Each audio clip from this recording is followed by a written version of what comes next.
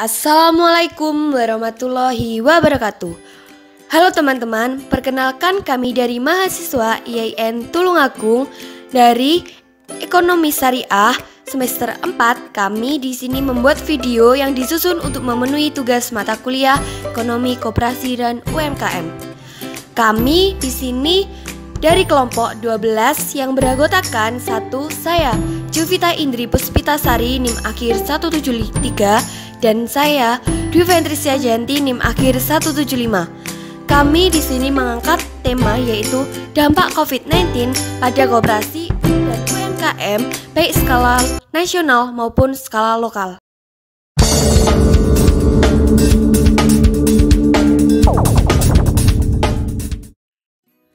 Nah, jadi gini, dimulai dari penyebaran virus COVID-19 muncul pertama kali dari negara Cina yang masuk ke beberapa negara seperti Amerika Serikat, Italia, dan termasuk juga Indonesia. Lalu, berapa sih rasio kematian pasien COVID-19 Indonesia? Yaitu sekitar 6,8% dari pasien positif di seluruh Indonesia. Hal ini masih cukup tinggi dari negara lain seperti Cina, Thailand, dan Vietnam.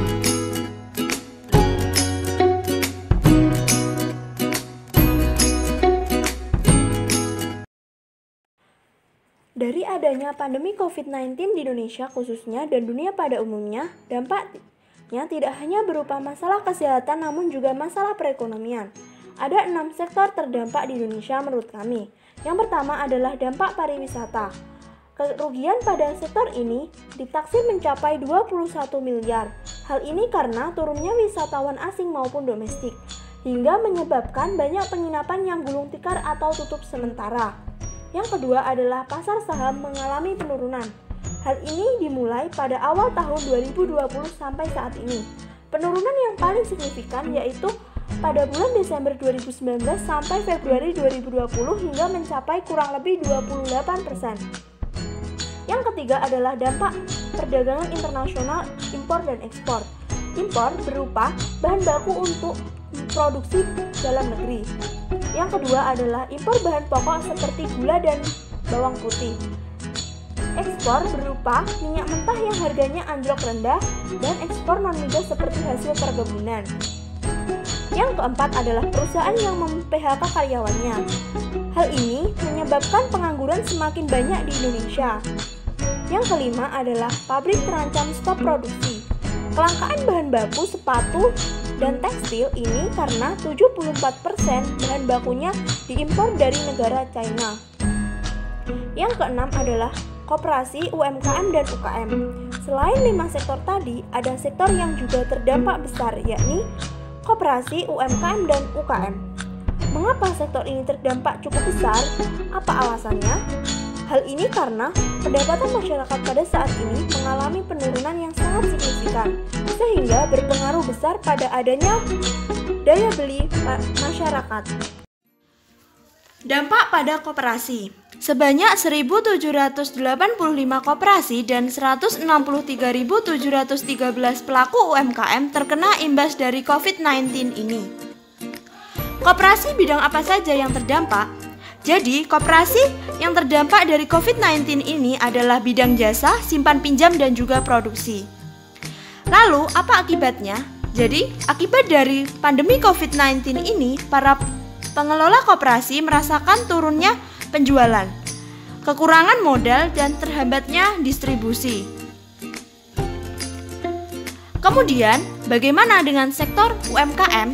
Jadi, sementara itu, sektor UMKM yang terguncang selama pandemi COVID-19 adalah makanan, minuman, industri kreatif, dan juga pertanian.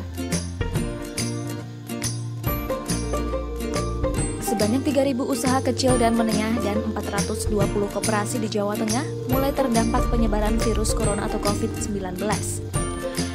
Lalu, bagaimana dengan koperasi di Tulungagung? Mari kami akan menjelaskannya.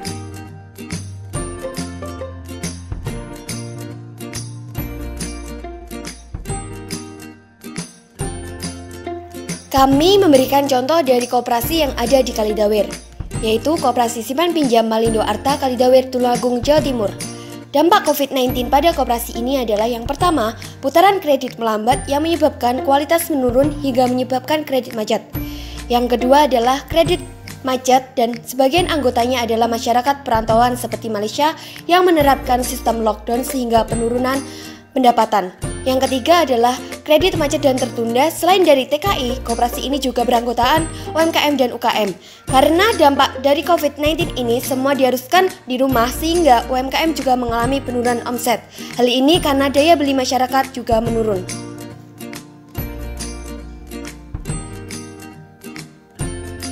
Langkah yang diambil apa saja dari Koperasi Malindo Arta? Yang pertama adalah memberikan informasi, yaitu tetap melakukan penarikan simpanan pokok namun jumlahnya dikurangi. Yang kedua adalah mengurangi platform pembiayaan, yaitu mengurangi kredit pada nasabah sehingga pengeluaran dapat terkontrol secara penuh. Yang ketiga adalah mencari anggota yang memiliki surplus tinggi. Hal ini berguna agar menambah pemasukan yang diterima di koperasi. Apa saja bantuan dari pemerintah? Tidak ada bantuan dari pemerintah pada Koperasi Malindo Arta ini. Karena berbentuk dari koperasi, maka susah senang ditanggung oleh anggota koperasi itu sendiri. Hal ini menunjukkan kemandirian koperasi sebagai sokok guru perekonomian Indonesia. Sekian dari kami, jika ada salah kata, kami mohon maaf. Wassalamualaikum warahmatullahi wabarakatuh. Stay at home dan stay healthy teman-teman. Terima kasih.